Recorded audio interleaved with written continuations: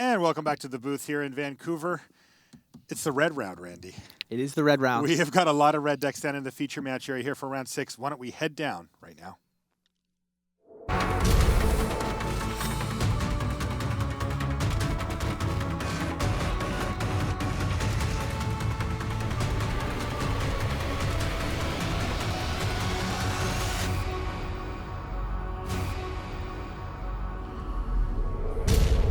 Hello and welcome to coverage of Pro Tour Magic Origins. We're in Vancouver, British Columbia. Marshall Sutcliffe in the booth with Randy Buehler, and we're almost ready for round 6 action. We've got Shi Tian. Now, Randy, Lee is currently second on the Player of the Year race. Tied with Sam Black, 3 points behind Eric Froelich. Now, Eric has had a rocky start to his tournament, so Lee is really going to be... Yeah, Eric is up to 2 and 3 now, but yeah, Shi Tian at 4-1, still 2 matches ahead of him. Now, his opponent...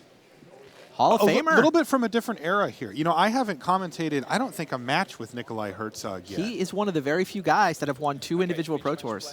That is a super short list. Yeah. 2 PTs, not even counting teams, 2 individual Pro Tours. All right, so, well, yeah, they're Nico underway. can play. Now, what about the matchup here, Randy? We've got... Mono Red Aggro versus Mono Red Aggro. My count, by the way, is now up to 4 different major teams that chose Mono Red Aggro as their deck of choice.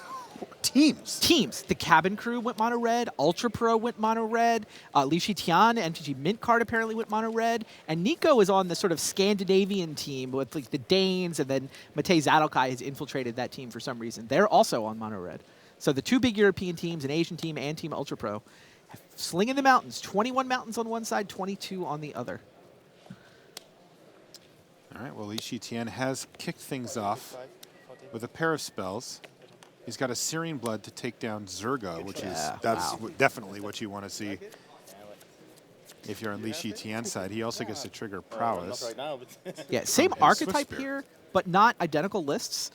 Shi Tian's list actually goes Dragon Whisperer into Flamewake Phoenix into Thunderbreak Regent, 3 copies of Thunderbreak Regent.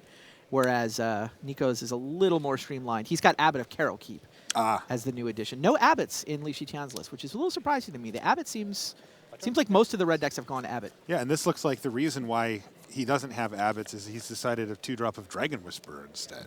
That I did not expect to see. It's true. I've seen a little Dragon Whisperer in Red Devotion. Yeah. Where Nykthos can make the mana to start pumping out dragons. But here you go, Dragon Whisperer. 2/2, sometimes it flies. In the meantime, gives you a sink for your mana. Yeah. In the meantime, Nikolai had his own Searing Blood. That took down the Monastery Swift Spear. And he's got an Abbot of Carol Keep and a Lightning Berserker as well. So put on your seatbelts at home. This one might not last long. There is a lot of reds flying around back and forth. Now, one thing that's interesting too, Randy, is that sometimes you'll see these mono red mirrors, even if these 2 decks are a bit different, sometimes they end up being more attrition-based where you use your can burn kill spells all on their their creatures. threats. Yeah, and then you kind of, whoever has enough more burn spells by the end of it can win. Jeez, another Searing Blood here, though.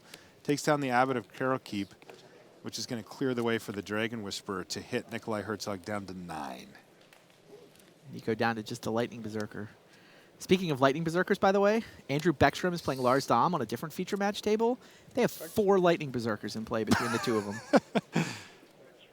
They all just trade, right? Beckstrom on a Mold of 4, he's doing just fine. Lars Dom, by the way, is one of Nico's teammates, that Scandinavian team. I don't think they have an official name. If they do, I haven't heard it. They don't. Okay. Do we get to make one up then? Yeah. Can we take nominations over Until Twitter? they change it, we do. Got it.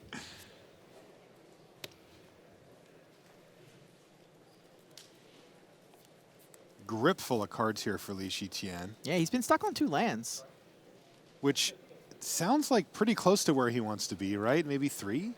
Yeah, I mean, the 3rd land helps a lot, though. The ability to do 2 spells on a turn, and then, like we said, he's got Flamewake Phoenix and 3 Thunderbreaks wandering around. All right, so Nicolai Herzog is going to block and trade, and Lee's going to follow up with another Lightning Berserker on our King of the Hill table, which has been a bit of a revolving door. Not since constructed. And nobody defended until in Scott limited. Lipp But showed up. Yeah, Scott Lipp in the Blue Red and Soul Artifacts deck has gotten a little comfortable. Yeah, but he is now under threat of eviction here as Shahar Shenhar has shown up and picked up the first game against him. Oh, Shahar going for King of the Hill. That's right. Fire Drinker Satyr's got to feel a little scary here for Nico. down to 9. No kidding. I mean, if they just trade. And there it is, Exquisite Firecraft, 4 to you, 4 to that. Wow. That is a total beating. Though Nikolai also had another Searing Blood. That's going to drop Shi Tian down to 11 and take the threats off the table. Oh, another Satyr. That's great. Oh, Stoke the Flames is going to win this game. Yep. Could just Stoke Nico. He should just stoke Nikolai. Yes, yeah, you don't want to have. You don't want to see him, if Nico can kill it as wild a response slash or his own guy. Yeah. Can you pull this off? Did you hear Nikolai? Yes. Can he pull this off? Did he not? No, he flew over for 2. Huh. I mean, there's really no way that Shi Tian loses this game. Either way, he's at 14. Yeah, so... Which Phoenix is that? They're going to get some Oracle text for Nikolai. What kind of player was Nikolai in his heyday, when he was winning these PTs? Goofy? He's the kind of guy that, thinks about the game a little differently. He's got a little Darwin Castle in him, who's, 9 Pro Tour top 8s. I totally mean that as a compliment. People, just kind of does things a little bit different from everybody else, and nobody could really get a read on what he was up to. He's very kind of happy-go-lucky persona. He always looks like he's making mistakes, and half the time he's just lulling you into this false sense of security. So he, more of a limited player than a constructed player back in the day. I mean, nowadays you obviously have to be both to succeed, but I believe both his wins are in limited. Okay. So, good guy. Oh, yeah, great guy.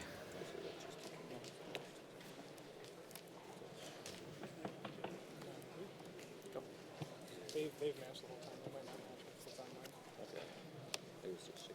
The fact that Shi Tian only had those 2 lanes has actually worked out to an advantage here. All right, now he's just going to show him yeah, stuff. time to win the game. But he was just kind of up spells, right? You're right that you don't want to draw a lot of lands in this matchup. He kind of needed to get to 3 to start being able to sort of unload his hand, but... Nice drawing 2 Satyrs. Yeah, so Shi Tian wins the first game. We'll be back right after these messages. Standard is the name of the game at Magic Origins Game Day. Put what you've learned from watching the Pro Tour into action on August 8th and 9th at your local game store. Visit magic.wizards.com/gameday for more information.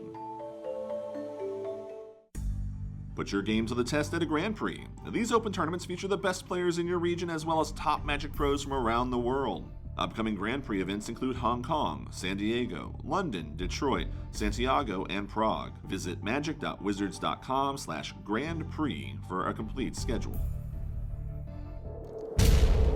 And welcome back to the feature match area here in Vancouver. Why don't we jump over and take a look at what Paul Rietzl on 4-1. That's his current record in the tournament. He's playing against Christian Calcano. Now, Paul Rietzl's a Hall of Famer. Yes. Christian Calcano is making a run for platinum. And Paul Rietzl's making a run for Player of the Year, too. Absolutely. Talk about that door left open by Eric Froelich starting out 03, and Rietzl's one of the guys looking to slam that door down. I mean, even you can resolve it. And then, You're right about Christian, though. He needs 1 point above the minimum to get platinum. He's got to get to day 2. He's got to get to 9, 6, and 1. 10 wins. He gets to play. He gets to be a professional Magic player next year.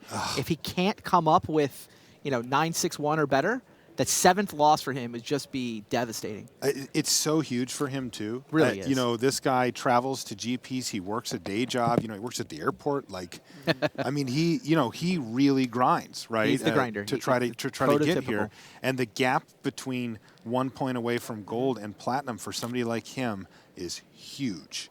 Big gap. And he had a chance to get there last weekend when we were at GP Dallas. He didn't make it. Right. And when asked about what he thought about it, he said, I live my life on the edge. I'll see you next week in Vancouver. He just embraces the lifestyle, and here he is trying to scrape together a single pro point from this point on, and he 4-1's can a pretty good start. dash trigger. 12, correct. I mean, he's already through to day 2, so Results. Yes. right 4-1. He's definitely coming back to play for it tomorrow. Dash trigger. I got a 10. I'd like to enter combat. In the meantime, Paul Rietzl is putting a bit of a beating down on Calcano here. Dashing through his own Eidolon, damaging both players, essentially. We talked about all the major teams that are on Red Aggro. Trigger. Paul's a member of Team Ultra Pro So for this this is Pro Tour. ultimate price, drop you to 3. Does he have something to not die here? He is facing lethal damage with the 2 creatures. He must have something. He just resolved to He's take down 3 to times. 1. Dead. Bioblight Zergo, take 1. One. Go to 1. Yes, sir. Go ahead. Okay. Pain lands now produce colorless mana. Lethal Threat is coming over with haste next turn. Yep. And that's a Den Protector. All right. But Calcano's left up enough for a Sultai Charm, which he's got in his hand. There's an Abbot of Carol Keep off the top. I don't see a burn spell. Does he have one? Does Rietzl have a Wild Slash or something in his hand? Well, let's see if That's there's an one on Abbot. top of the deck. Mountain. It's a mountain. Gets a free mountain. Now the 2 cards. Huh? Now we know he's got Lightning Berserker right, in his and he hand. can attack at 2 power now. That's correct. He has Wild Slash in hand. Interesting. Wow, how do you play this? You cannot present. You can present 2 lethal threats, The question is, do you have that card? or only 1 lethal threat. That's just tough. So Yeah, if that's Den Protector, it is Den Protector. maybe Calcano will flip it during your end step. You can Wild Slash during your own end step. I'm just going to cast this. Cast it. Yeah. Oh, cast the. I like Yeah, that. and if he goes to flip I it like here, that. then you just kill him. End step. Die.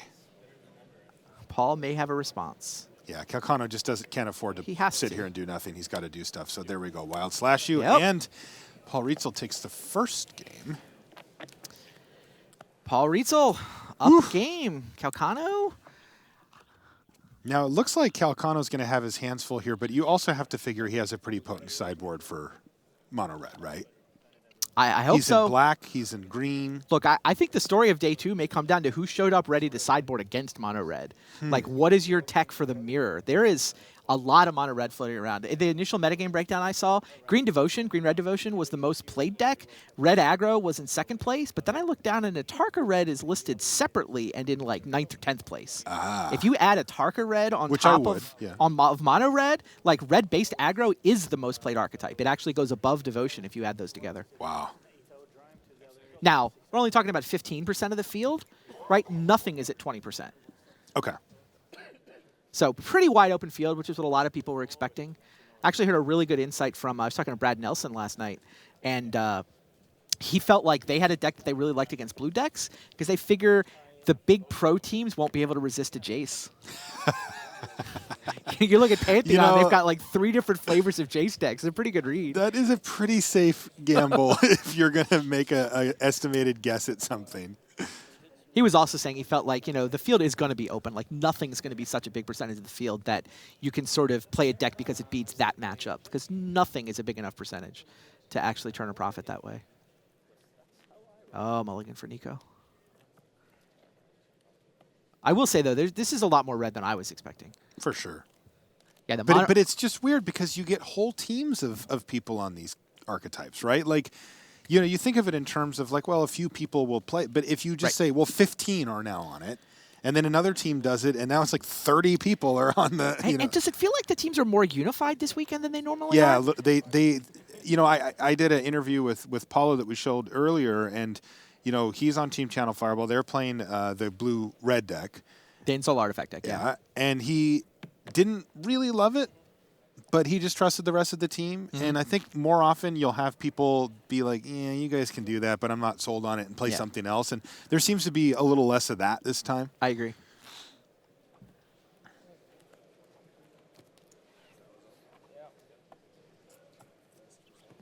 Oh, we have our first result. Lars Dom wins 2-0. Turns out mulliganing to 4 was not a good strategy for Andrew Beckstrom. No. So Lars Dom goes to, what's that? It's 5-1, right? Lars Dom is 5-1 now. Yeah, they're dropping like flies in the feature match area. This one is going to be quick. Our King of the Hill is Scott Lipp versus Shahar Shenhar. Shahar's picked up the first game. He's on Jeskai. Scott is playing his own version of the blue-red Insult Artifact deck. All right, looks like Nikolai is resolving the scry from his mulligan here. So this is something we're looking at for the tournament here. Oh, sounds like Scott Lipp has evened things up. Going to game 3 over on the King of the Hill table. The red zones. That's how he rolls. Go. Go attacks with a Swift Spear. Yeah, there you see the stats. 283 lifetime pro points, 5 top 8s, 2 wins. That is impressive.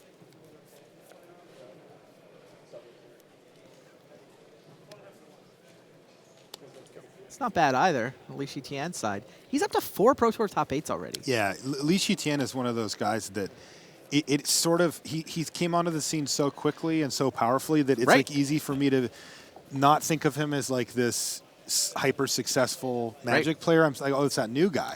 No. He's got 4 Pro Tour top 8s. 2 this season, the Modern one last season. It's crazy. He's top 8 at what, 3 of the 4 Modern Pro Tours? Yeah, he is an absolute force. Crazy part, though, you know he has the best winning percentage for the last 3 years in Limited on tour? Li does? Li Shi Tian has the best booster draft winning percentage of anyone on tour in the last 3 years. Wow. I know.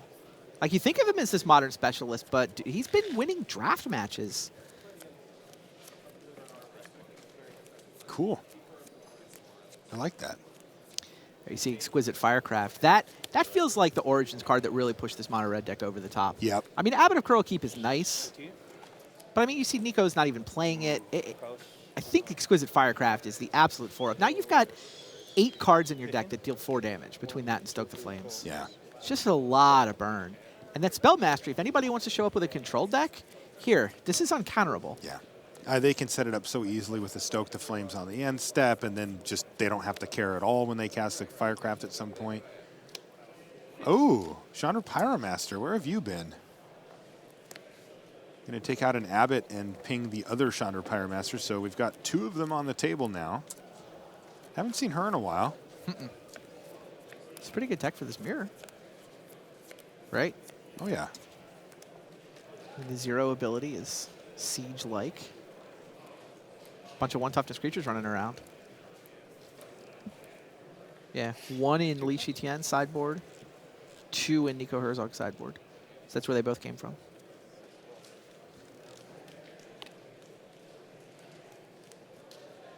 Interesting. Herzog has his Eidolons of the Great Revel in the sideboard, which I feel like may actually come in handy as he starts getting this mirror match.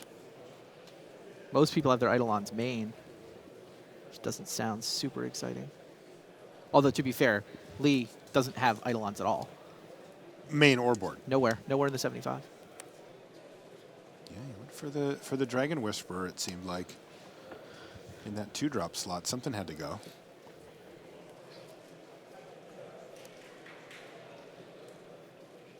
All right, so Nicolai Herzog whittles down the opposing Chandra Pyromaster down to 2 loyalty.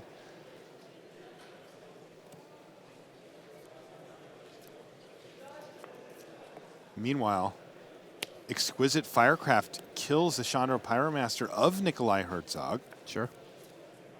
Li Shi Tian. Trade cards, trade. Yeah, they're not even trading. It's just Zergo being dashed in to They'll get there keep her in eventually. check. Yeah, next turn. Or not. Wow, this is huge. Thunderbreak region, it just seems to be bigger. It does. It does. Now, it I was a does little still die surprised to the for the 4 damage removal spells. Yeah, it leaves a mark. A little bit of a mark, yeah. Is that a back table update I heard coming through? Yeah, Paul Rietzl kept a 1-lander, I'm hearing. Which Calcano got to see. Oh, geez. Searing Blood to kill Chandra and the dragon? What? Wow. I mean, he had to soften up the dragon a little bit. But It did cost him a Zergo. But. Oh, wow. Now an Outpost Siege? Yeah, it looks 2 like of Li those in Shi the Tian sideboard, went too. 1 size bigger than most of the red decks here. It's Yes. also probably, a turn and a half slower, but he did this at the Modern PT. He had a burn deck that was really good against burn. I mean, a red deck that was really good against red, right? He was the one who had access to a little more white than everybody else. Oh, yeah, just to cut. This is cuts.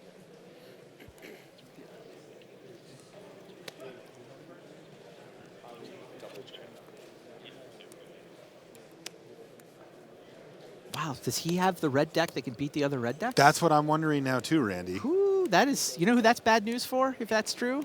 It's bad news for Eric Froelich, is who that's bad news for. Yes. You know, we were just talking about that, Randy, how these matches can get very attrition-based where you're just burn spelling out each other's threats. Yep. Well, if one person has Chandra Pyromaster, Outpost Siege, and then even some dragons to throw into the mix. And no Eidolons to hurt themselves with.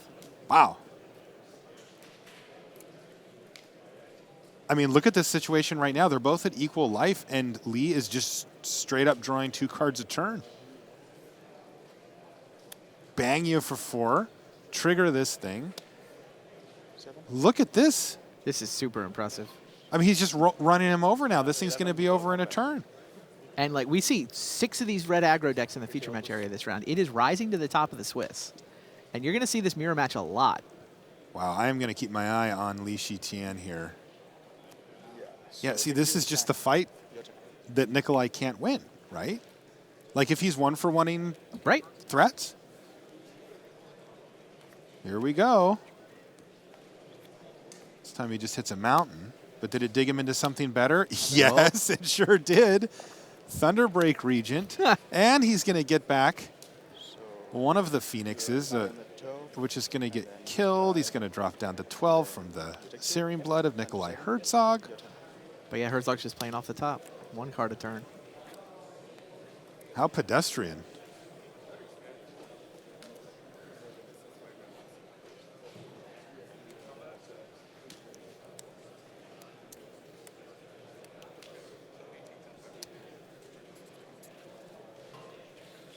See if Nikolai can do anything this turn to help swing the race back in his favor. It's got a Lightning Berserker, it looks like. You can, dash it out. Lee will block with the... I think you just block. No? He's just going to take it. Wow. That's 6 damage. Put him down to 6. Lee only needs to come up with 1 point of damage here, which he already has, and that's going to do it. Shi Tian wins the match against Nicolai Herzog with his sideboard tech. You know, Randy, apparently Paul Rietzl's got a little sideboard tech too. He's got Molten Vortex in his sideboard. Oh, cute. Nice. It's another way to do it, right? In the attrition game, your lands now become burn spells, so you have more of them. Sure, sure. I kind of like Shi Tian's approach. Yeah, Outpost Siege sounds a little more powerful to me, but... Oh, there's 2 Outpost Siege in Paul's sideboard, too.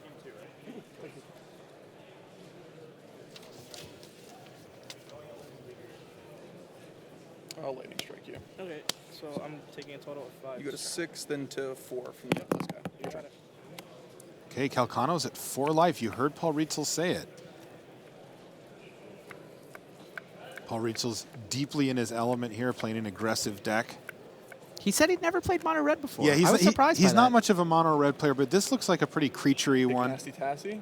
The best draw of my deck, that's for sure. I'm gonna cast it. I'm just trying to decide take how time. many cards I Well, Get to keep 1. probably don't want downfall, so you get rid of that for sure. have. Fair enough. Hold on, it's here. Paul with some helpful advice for his opponent. He knows about this. But maybe he forgot, so don't tell him. I'll leave the negate. This is the 1 lander that Paul kept, that Christian then got to see with a duress. So it's 18 to 14? Yes. Okay. Oh, Tassiger turning on Feed the Clans for 10 life. That was a big turn for the calculator. He is barely hanging on here. Ferocious off the Tassiger. There's an Eidolon of the Great Revel, and it does look like Christian has stabilized here at 14 now. It's a lot more than 4. Wow, that is such a huge gap. Now, he hasn't done anything this turn except for just pass it back. Rietzl's at 18. Got the 4, he needs to just activate Tassiger, right? He does. Pain-free just barely. Yeah, he's got it. Paul looking slightly less comfortable after that Feed the Clan. Okay. Okay, mill some cards here. And Paul's going to have to give him Negate, Feed the Clan, or Bile Blight. You can have I like that. Bile Blight goes into hand. Yep. It's like a land off the top here for Calcano. Calcano's from New York. This is Paul good. Rietzl's out Good of old Boston Arizona versus New these York. days, yeah. Paul's from Boston. He lives in Arizona. You can't convince me he's Arizona-based. He still cheers for the Patriots. You have how many cards You're you not have? wrong. 3. It's good old Boston versus New York. Good grudge match. All right, I like it.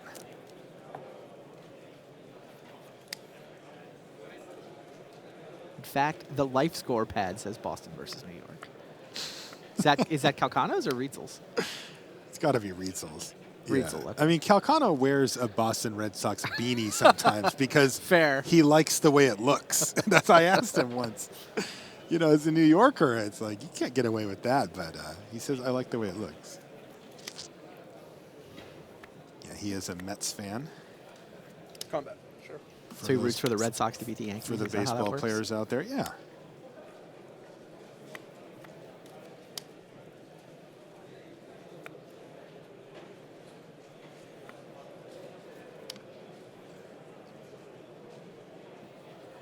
I'll block Eidolon.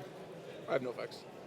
Yep, damage. All right, you're 13. Yep. All right, so Eidolon gets blocked by Tassiger, but you got to assume that Tassiger is not going to live after this, right? I assume. It's not an instant, though. Yep, Yeah, down he okay. goes, and I'm Exquisite assuming Firecraft. we've got Sure. Spell Mastery here as well. You have 3 cards? Yes. It looks like he might be using the Bile Blight on the Monastery Swift Spear here with the trigger on the stack for prowess. He's certainly thinking about it. I think he's got a Jace in his hand, too. Yeah, and a Oh, Den yeah, just Protector. activate his response. Okay. It's better than Wild Light. Yeah. He can untap and Bile Blight. This is more mana efficient. Now, Paul has to choose Feed the Clan Negate, Drown in Sorrow, or Sultai Charm. You can have Drown in Sorrow. Drowned it is. He's going to give him the easiest card to play around there. Sorcery speed, 3 mana. But it will get the Monastery Swift Spear if Calcano wants to use it up right now. And the window's open. It's probably a good time to go ahead and hop through.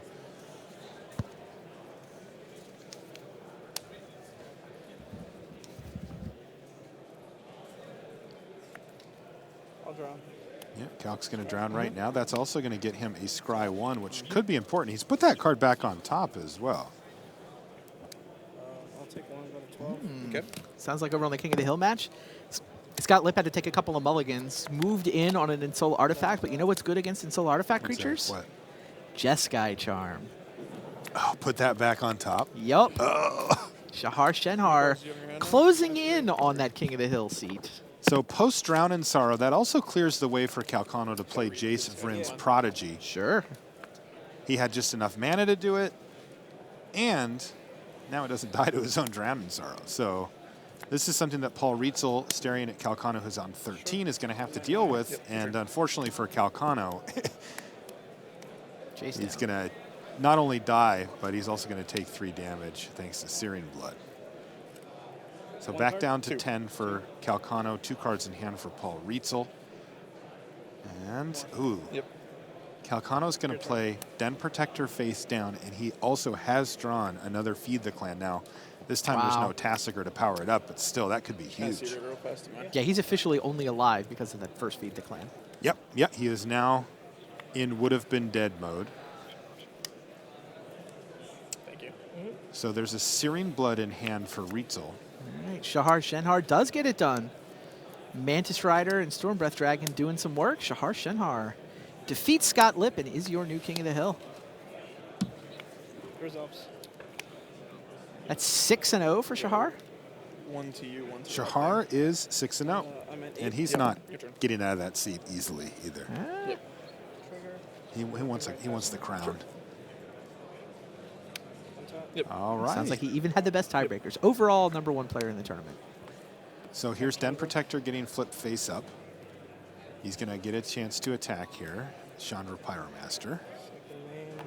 It sure feels like it's going to game 3. It has definitely, like ever since I saw that Feed the Clan in his hand, then I thought, okay, yeah. The second Feed the Clan Yes. seems pretty hard for Paul to overcome. He also had scryed the turn prior and put the card back on top. Oh, it's with Tassiger. There we go. Jeez, replacement Tassiger. Now, Turn on Ferocious. There's no reason to wait here, right? Yes, You just gain feed. 10. Yeah. Absolutely. 18? Yep. Tassiger has this annoying tendency to die. So Calcano's now gained 20 life Just 20, this game. no problem. Paul can deal 40, right? I mean, he can. With his one land keep. I just don't know if he can do it before Tassiger and Dent Protector take him down to nothing. Calcano loves these blue-black based control decks. He's gone for Sultai at this tournament, but he is well known for playing these. This is definitely his style. Again, we talked about it at the onset of the match, but huge tournament for Calcano. Trying to get platinum, he needs a single point above the minimum here. Yep. And he will have platinum for all of next year. That means all of the benefits that come along with it. Exquisite Firecraft plus Chandra are going to take down Tassiger. And Chandra is going to fall to the Den Protector. So resources are being exchanged, but Calcano has found spots to get ahead incrementally. Sure. All right, well, we have a plan for Paul Rietzl. He's out of cards. Nope. Bile We still knew Blight's about gonna, the Bile Blight yeah, with he the knew about Tassiger. it. And he's gonna get his Lightning Berserker Bile Blighted, and now you see the pace quicken a bit for Calcano as he knows that he's got Paul one card a turn with Calcano at 18 life and even a threat on the battlefield here. Dissolve in hand. Okay. I don't think you even. Is that Do lightning you strike? bother? It is Lightning Strike No, on I the would Den not bother. Protector. Yep. Sure. He did. This Get is the all. scry. This is all on his upkeep, so it's going to affect his draw step directly. And it is a clock. 17. Yep. A 4-turn clock from this point. Oh, it was lightning strike on Den Protector. Yeah, That's right. I would dissolve that. I thought he was bolting Calc. Sad day. Oh no, Paul Rietzl has to hard cast. Did you hear him? Sad day. He said it's a sad, sad day. It's a Goblin heel cutter. For those of us that have drafted a lot of Fate Reforged, will know that card well. It's very, very good. 16. But the idea isn't to just hard cast it in your constructed deck. And it also wasn't long for this world. And now we have a proper race here. Den Protector versus Monastery Swift Spear. And currently Den Protector way ahead on that clock.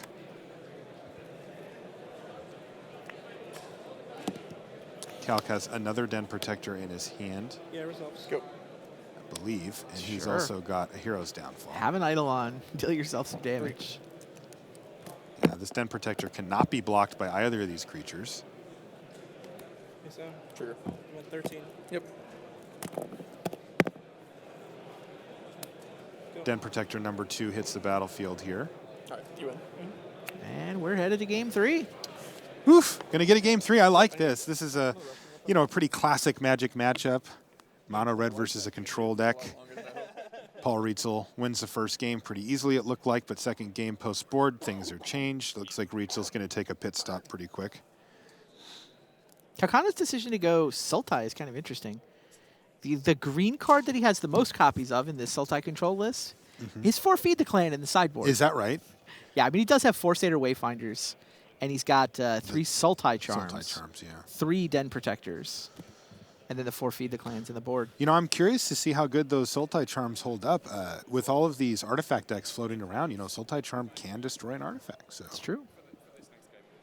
Yeah, I mean, if you can beat artifact decks and red decks, it's not a bad spot to be in. I for like this your Pro Tour. positioning. Yeah, for sure.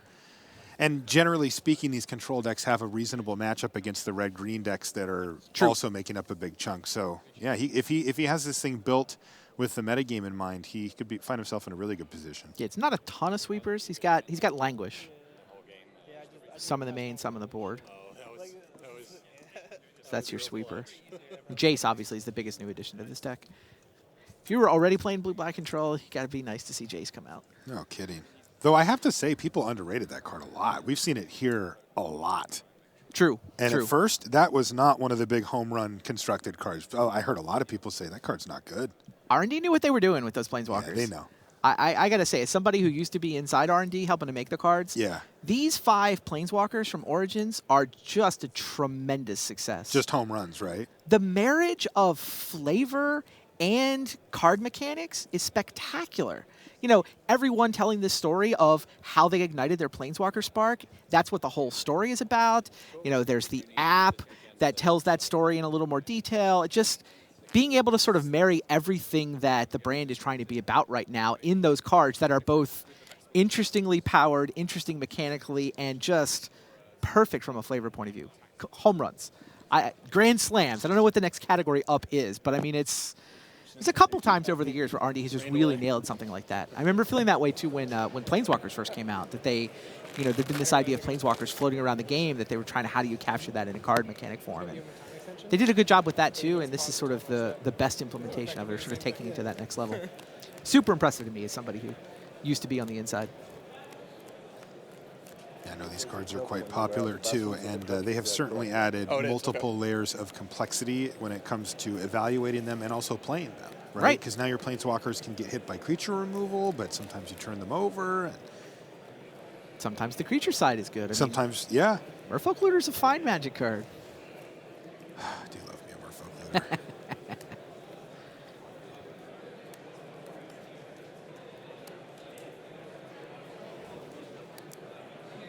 Take a look Second at gather Christian. always gets it, you know?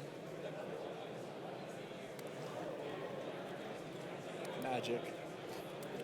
What a game they made, huh? Yeah, man.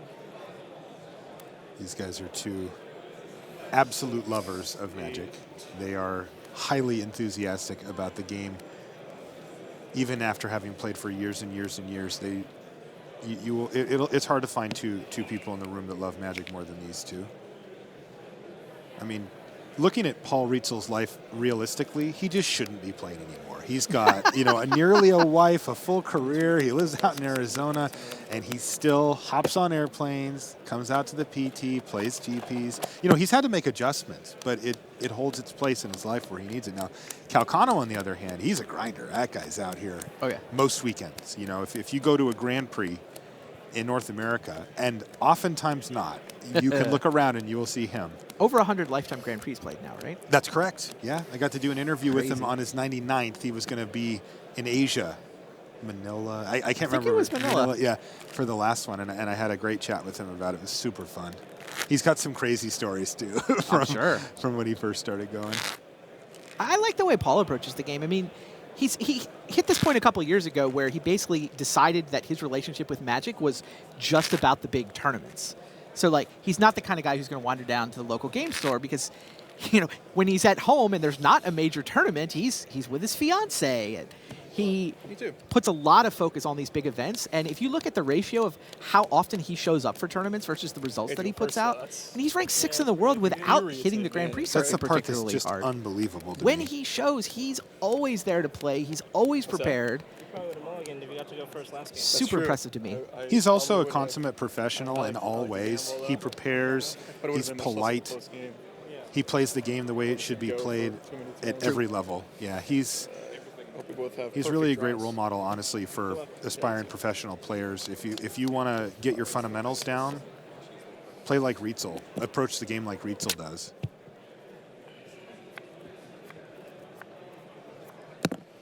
All right. Looks like they're about ready to start here. One more game. See who gets to 5-1. Who falls back to 4-2. Me too. A lot on the line for both of these players. You mentioned it.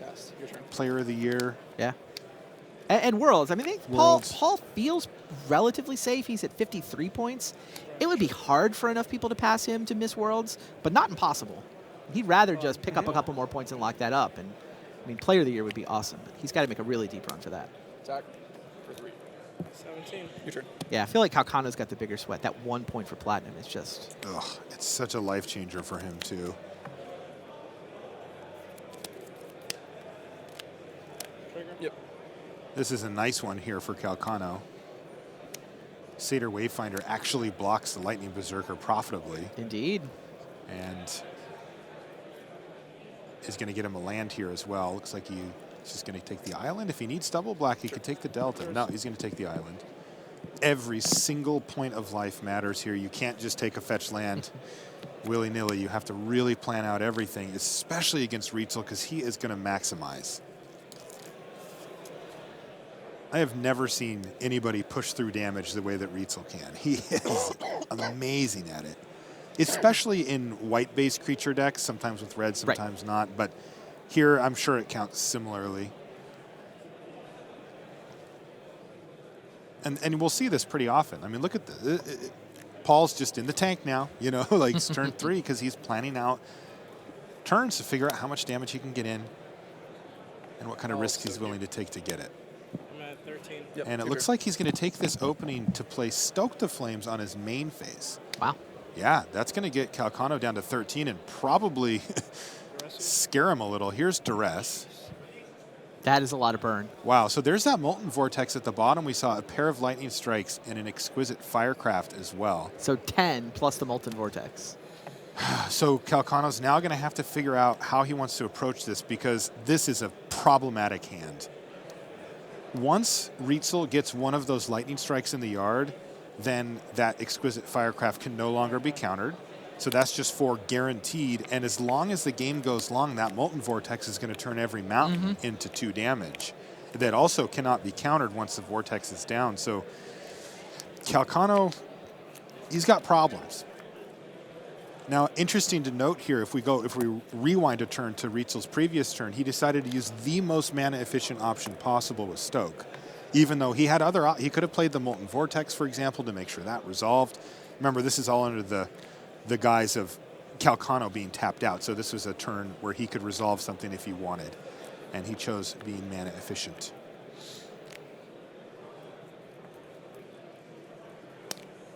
Zergo Bellstriker, is this being dashed or cast? Sure, go. Cast. Just cast. And he's just going to pass the turn back. Leaving up Lightning Strike.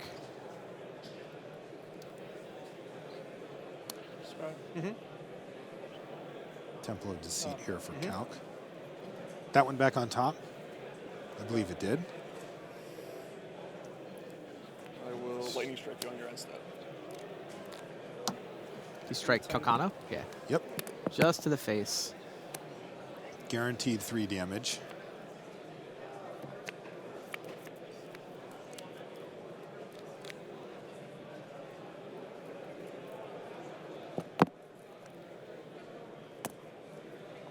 The big game-swinging card from Calcano in Game 2 was Feed the Clan. He resolved that twice, both times with Ferocious. That was 20 life he gained. And that is a Scab Clan Berserker now for Paul Rietzl, and it is attacking. And Calcano certainly doesn't want to see that thing get renown. If he has a removal spell, he's going to want to use it right now, and he does. He's going to chump block Zergo, which is probably going to tell Rietzl that some type of sweeper is incoming here. Oh, he's got Tassiger. Uh-oh, this could be a huge turn for Calcano. Like, if he can kill a creature or if he can feed the clan here. Yeah, feed the clans is what he wants to do. Does he have it?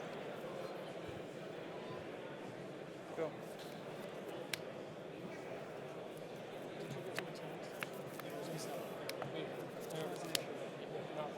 He doesn't. No feed the clan. 4 cards? No life gain. Sitting on negate and a sweeper. He can negate this Molten Vortex. He has to, right? Right, I think so. Yeah.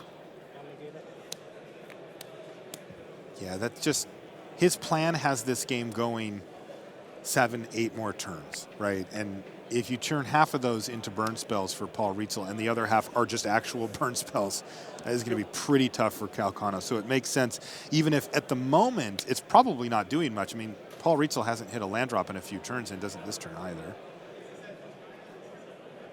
Go. Oh, Lightning Strike you. Okay, Lightning Strike you. Oh, it's Feed the Clan in response. 2020. Oh, he's back to 20. Goes down to 17 off the strike, but that was not a minute too late there. Really nice for Calcano to get that cushion. How many cards do you have up in your hand? I have 2. This does mean he's not going to activate Tassiger this turn. Sure. But shrug. Get that thing in, get that life total up. And with Do the it while resolution Ferocious of is that there. spells, it is so much more likely that Calcano wins this game. And feels like this round, I mean, it's been the red round. Oh, Outpost Siege. Oh, here Nice. we go. Now, is there another negate? Your turn. I There don't is think not. so. Now, does Calculator, that's his Combat. nickname, by the way. Yep. Yep, no blocks. 16. This is going to be Languish. I would think. Which one was it? Cons.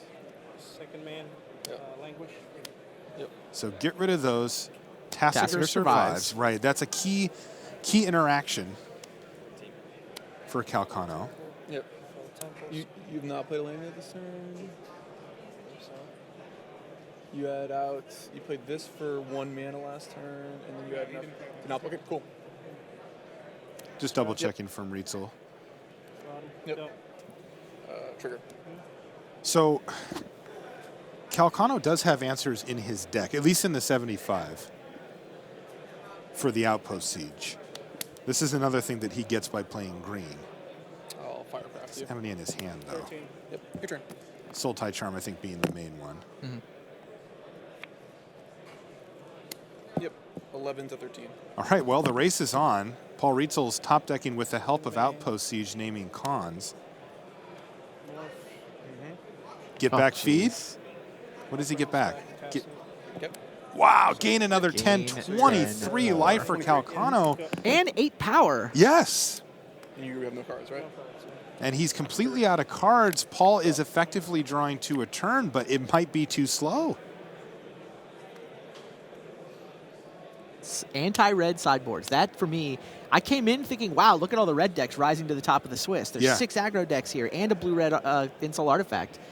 But I come out of this round thinking, okay, the people who are winning are the people who can sideboard Here's the against card match red. If you're out to cast them, I'm definitely going to cast this, and then I'm definitely going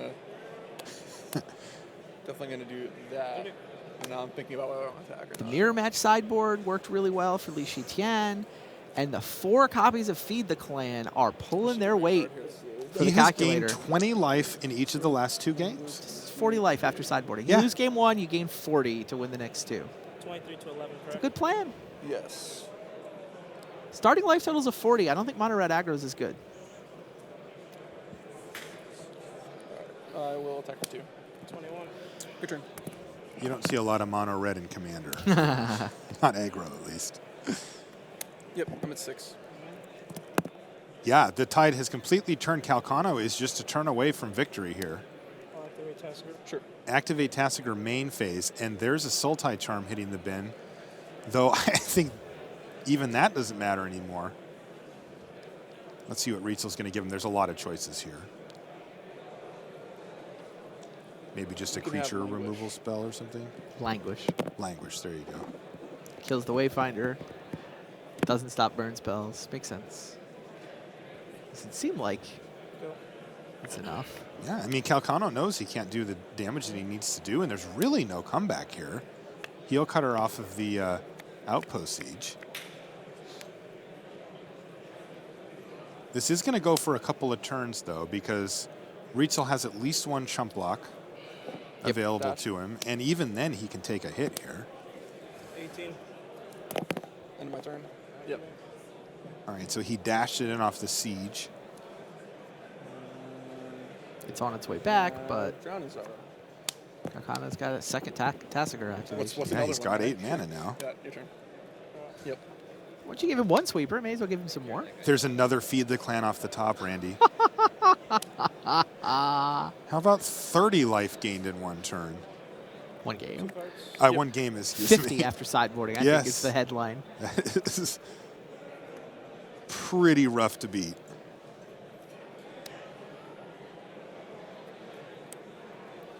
I wonder if the Atarka red was the one you wanted here. You know? Yep. So you go to 28. Get Atarka's command in there and Turn off mess Feed the this Clan? up. Yeah. I'll just attack. I'll block. Okay. I'll lightning strike. No. I'm gonna attack this time. Yep. Tassiger's going to die. He's going to activate it first. You could hear how bummed he was about it. Tassiger's been great for Have, Christian. I'm gonna just look at the whole grid right here.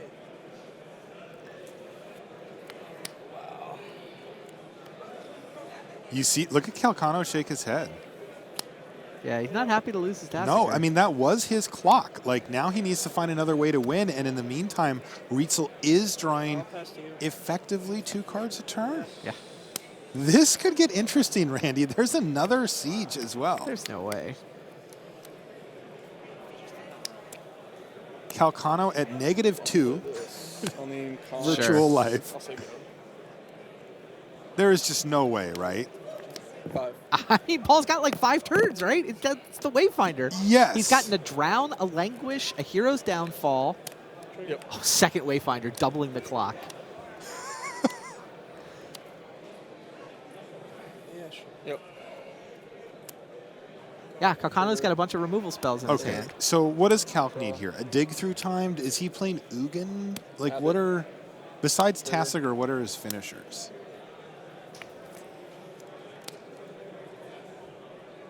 Look at Calc. He looks depressed. This is crazy. Paul Rietzl is sitting upright. He looks alert. Like, if I sent you that photo, if I Skyped you that, Randy, I said, who's winning this match? You would not say Calcano. I will lightning strike you. So you're at 23. Down to 23 for Calcano. Your turn. Rietzl now 3 cards. In fact, he's got so many coming off the top of his library. Some of them are just staying exiled Block 1. because he doesn't have the mana to cast them all. All right, Abbott trades with Wayfinder, so Rietzl only takes 1. Yeah, he's now the one who wants this game to go longer. Yep. He's okay with this. Calcano's creatures, by the way, really is 2 Tassiger, and then 3 Den Protector are the other primary damage sources. 4 Wayfinders and 3 Jaces are the other creatures. How does he win? He wins with Den Protector and Tassiger. So we're about 1 minute and 15 seconds away from extra turns here as well. Yeah. It's part of the reason Paul's playing so fast is all of a sudden he might win this. Wow, this game has been insane. So Calcano needs... A thing to attack with. He needs another Tassiger or something, but you got to wonder if Rietzl can't just stitch together 2 burn spells to kill it anyway. There's Okay, Den he's Protector. found a Den Protector. Yep. Immediate flip. Get back another one. Play face down. Immediate flip that one, or I guess he can wait on that Yeah, one. wait on that one. But he's going to be able to flip it this turn cycle as well. Draw my card for the turn. Wow. Paul Rietzl doing work here. He's at 4. He's going to have to kill all the Den Protectors. Yeah, He's going to want to kill the Morph one first. also true. But his creatures do not block Den Protectors well. Attack. Abbott gets in No for thanks. 2. Yep. Down to 17 for Christian. Still has the heel cutter in his hand, right? Is this Yes. another hard cast heel cutter? Yeah, we have hit that stage of the game again, Randy. Also, Heel Cutter can block Den Protector. Right. Yep. That was a land off the top for Calcano. Yep. Downfall the Heel Yep. Cutter. Yep. You win. Attack with both, and Wow. Calcano wins. Just as time He was called. finds it just as time is called in the round. Huge sigh of relief for Calcano. He needs every single match he can get here, and he barely got that one at the end. That was great. That got scary. Gain 50 was almost not good enough. Crazy. That was a fun round. That was fun. That was a good one. I hope you guys enjoyed that as much as Randy and I did in the booth. That was a really exciting one. Why don't we hand it over to the news desk now and Rich Hagan. All right, thanks very much to the boys and girls down there in the feature match area, bringing us all the action. Thanks very much for that. 2 rounds still to come here. Right now, it is time for another deck tech. And in case you missed it, mountains are much in evidence in the feature match area here at Pro Tour Magic Origins. So why don't we explore the world of the red decks a little bit more in the company of Ian Duke and Eduardo Sajgalik.